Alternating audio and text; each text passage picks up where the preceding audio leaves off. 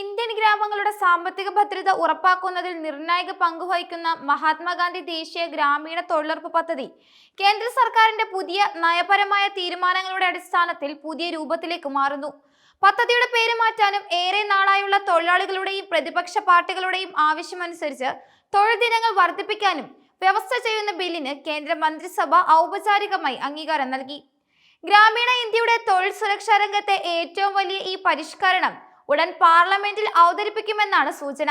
പുതിയ മാറ്റമനുസരിച്ച് നിലവിൽ മഹാത്മാഗാന്ധി ദേശീയ ഗ്രാമീണ തൊഴിലുറപ്പ് പദ്ധതി എന്നറിയപ്പെടുന്ന ഈ പദ്ധതി ഇനി മുതൽ പൂജ്യ ബാപ്പു ഗ്രാമീൺ റോസ്ഗാർ യോജന എന്ന പേരിലായിരിക്കും അറിയപ്പെടുക.